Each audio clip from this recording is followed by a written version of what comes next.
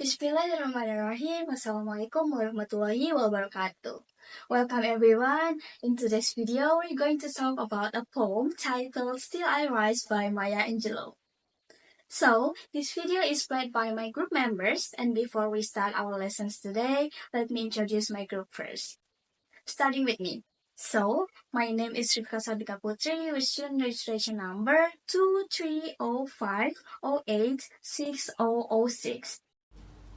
Hi, my name is Repan G. Permata and you can call me Gege. My student number is 2305086008. Hi guys, my name is Tiara Damianti from student number 23050X6003.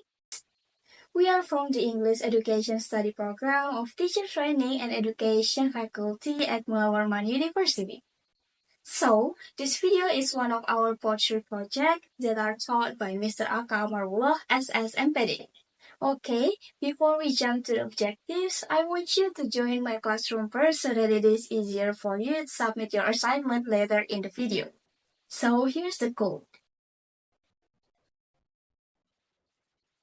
So, today's lesson will help us achieve two main objectives. The first one is students can identify the nouns, especially abstract nouns and concrete nouns in the poem. The second one is students can recognize all similes from the poem. Oke, jadi pelajaran kali ini akan membantu kita mencapai dua tujuan utama. Yang pertama, yaitu siswa dapat mengidentifikasi dua jenis kata benda, yaitu concrete noun dan juga abstract noun. Dan yang kedua, yaitu siswa mengenali figurative language atau bahasa kiasan, khususnya simile. Before we jump to the explanation, I want you to know about the background of the writer or the poet of this poem first. Maya Angelou was an American poet and civil rights activist who overcome many challenges, including racism and personal hardships. Her poem, Still I Rise, reflects her strength and resilience, showing that no matter how much adversity she faced, she would always rise above it. Jadi, puisi Still I Rise menggambarkan kekuatan dan ketahanan dirinya dan menunjukkan bahwa meskipun menghadapi kesulitan, dia akan selalu bangkit. Jadi, puisi ini menggambarkan nilai ketahanan dari perjalanan hidup Maya Angelou itu sendiri. Alright, that is Maya Angelou's background. Now, let's hear the poem. Alright, listen up. You may write me down in history with your bitter twisted lies. You may trap me in the very dirt, but still, like dust, I'll rise.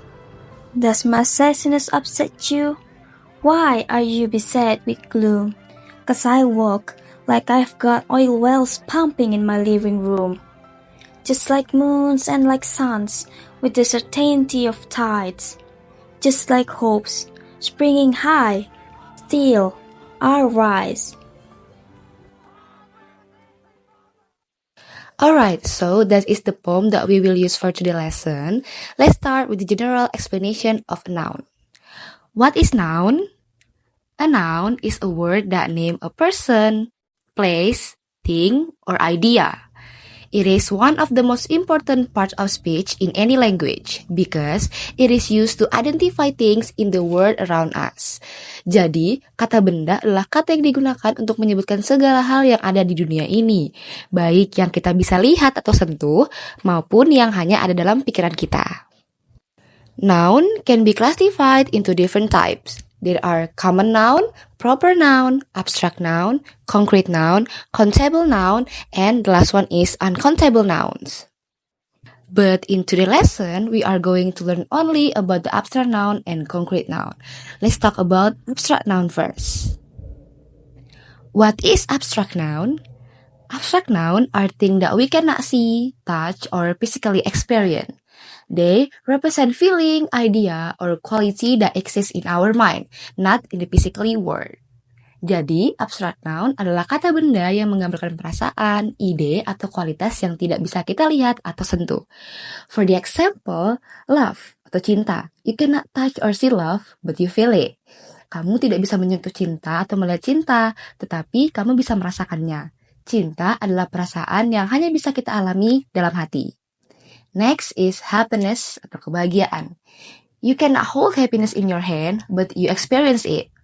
Kebahagiaan tidak bisa kamu pegang dengan tanganmu, tetapi kamu bisa merasakannya saat kamu merasa senang atau puas. Ini adalah emosi yang ada dalam pikiran dan hati. And the last one is freedom atau kebebasan. It is an idea or a state of being, but you cannot touch or see freedom directly. Kebebasan adalah sebuah ide atau keadaan. Kita tidak bisa menyentuh atau melihat kebebasan secara langsung, tetapi kita merasakannya ketika memiliki pilihan atau kesempatan. Do you understand about the abstract noun? Right, now let's move on to concrete nouns. So, concrete nouns are things we can see, touch, or experience with our sense. These are physical objects that exist in the real world. Jadi, concrete nouns adalah kata benda yang bisa kita lihat, sentuh, atau alami dengan indera kita. And let me give you some example. There are chair. Chair, you can touch and sit on a chair. And dog, you can see, touch, and interact with a dog. An apple, you can see, touch, and taste the apple. So, let's summarize what we've learned so far. Abstract nouns are words that represent feelings, ideas, or qualities that we cannot see or touch, like love, cinta, and happiness, kebahagiaan. Concrete nouns, on the other hand, are things we can see, touch, or experience, like chair, dog, and apple. Alright, now, do you understand the difference between abstract nouns and concrete nouns? Good job! Now, let's go back to the poem. In the first stanza, there are a few nouns we can identify. Let's go through them together. You might write me down in history. Here, history is an abstract noun because it refers to the past, something we cannot physically touch or see. Now, with your bitter twisted lies. In this line, lies is also an abstract noun as it represents untruth or false statement. Next, you may trust me, the very dirt. Here we have a concrete noun, dirt, which refers to the earth or soil, something physical that we can touch and see. And finally, but still, like dust, I'll rise. The noun dust is concrete as well, since it's something we can physically experience. Alright, those are the concrete and abstract nouns you can find in the first stanza of the poem. Now, I want you to find all abstract nouns and concrete nouns in the second and third stanza. You can write them on a piece of paper and submit through my classroom. And I'll give you 3 minutes, so feel free to pause this video while you work on it. When you're done, come back and we'll go over it together.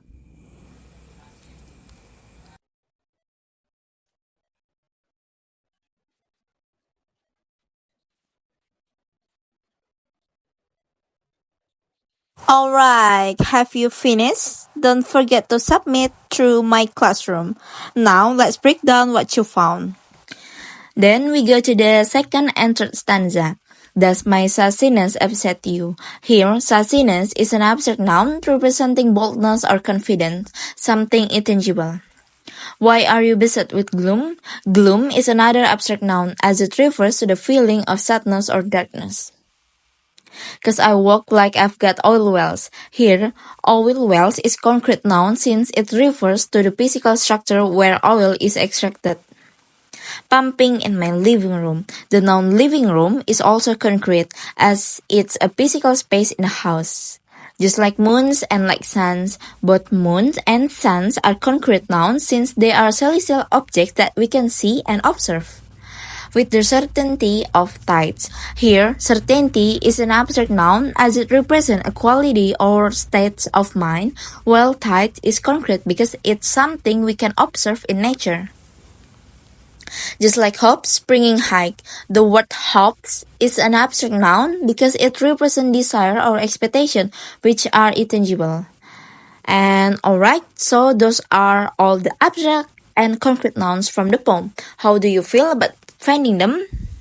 So, those are all the abstract and concrete nouns from the poem. How do you feel about finding them?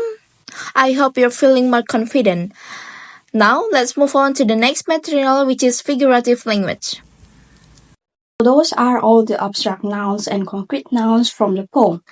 How is it? I hope that you are able to find all of it. Now, let's move on to the next material, which is figurative language. And today, we are going to learn only one kind of figurative language, which is simile. Let's start with, what is figurative language? Figurative language is a way of adding depth and creativity to words. Jadi, figurative language atau bahasa kiasan adalah cara untuk memberikan kedalaman dan kreativitas pada kata-kata. Bahasa kiasan membuat kata-kata lebih hidup dan penuh makna, sehingga bisa menyampaikan ide atau perasaan yang lebih kompleks. Nah, ada banyak sekali jenis figurative language, namun dalam pelajaran kali ini kita akan fokus pada satu jenis utama dari bahasa kiasan, yaitu simile. What is simile? A simile is a figure of speech that compares two things using the words like or as, atau seperti or bagaikan in Indonesian. And it helps to show how one thing is similar to another. Jadi, simile adalah perbandingan antara dua hal yang menggunakan kata seperti atau bagaikan untuk menunjukkan kesamaan. For example, her smile is like the sun. Here, we are comparing her smile to the sun, showing that her smile is as bright and warm as the sun. Jadi, di sini kita membandingkan senyumnya dengan matahari dan menunjukkan bahwa senyumnya secerah dan sehangat matahari. The second example is, the water is as clear as glass, yang artinya airnya sejernih kaca. Here, we are saying that the water is very clear, just like glass, yang dimana kita mengatakan bahwasannya airnya itu sangat-sangat jernih seperti kaca. So, dalam contoh-contoh ini, perbandingan digunakan untuk membantu pembaca atau pendengar membayangkan bagaimana sesuatu itu terlihat atau terasa dengan menggunakan benda atau hal yang sudah dikenal untuk menggambarkan kualitas atau sifat dari sesuatu tersebut. So, that is the explanation of simile. Do you understand now? Good job! Now, let's go back to the poem. In the first stanza, can you find any simile? Yeah, you can see here that there is one simile which is in the fourth line. But still, like dust, I rise. The speaker compares herself to dust, implying that no matter how much she is pushed down or crushed, she will rise again, just as dust eventually floats up or settles. Di sini, penyair membandingkan dirinya dengan debu, yang berarti bahwa tidak peduli seberapa keras dia ditekan atau dihancurkan, dia akan bangkit lagi, seperti debu yang akhirnya akan terangkat atau kembali ke tempatnya. Hal ini menunjukkan bahwasannya meskipun menghadapi kesulitan atau penindasan, dia akan tetap bisa bangkit dan melanjutkan perjuangannya. So that is one of the example of simile in the poem. Can you find the other three in the second and third stanzas? Come on, you can do it. I will give you 3 minutes to do this assignment. So like before, you can pause this video and write down your answer, and don't forget to submit it in my classroom too. Alright, have you done it? Let's check your answer together. So in the second stanza, there is one simile, which is, 'cause I walk like I've got oil wells pumping in my living room. Here, the simile is like I've got oil wells. The speaker compares her confidence and power to having oil wells in her living room, suggesting she is rich in strength and self-assurance. Jadi, di sini, pembicara membandingkan rasa percaya diri dan kekuatannya dengan memiliki sumur minyak di ruang tamunya, yang menunjukkan bahwa ia kaya akan kekuatan dan juga keyakinan diri.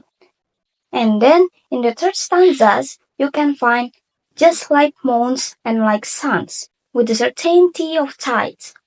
Here, there is two simile, which is like moons and like suns. And here, the speaker compares herself to natural, cyclical phenomena like moons, suns, and tides, suggesting her rise is as inevitable and sure as these natural events.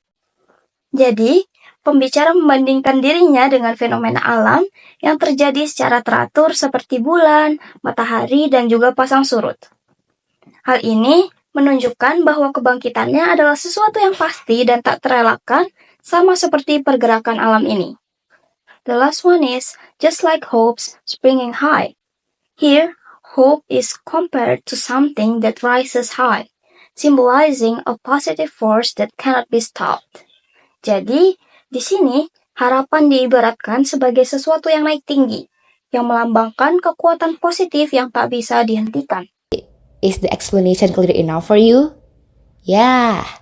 Okay, sadly, we now arrive at the end of the journey. So, let's wrap with a short conclusion on our main point. To conclude, today we explore the poem Still I Arise by Maya Angelou. We learn about two types of noun, abstract noun like hope and happiness, which represent feeling and idea, and concrete noun like dust and moon, which are physically objects we can see and touch. We also study simile, a type of figurative language that use comparison to add depth, such as comparing resilient to dust rising or confident to oil wells. Remember, Angela poem teach us the power of rising above challenges. I hope this lesson inspiring you to keep rising no matter what. Thank you for joining, and I look forward to see you work. Goodbye!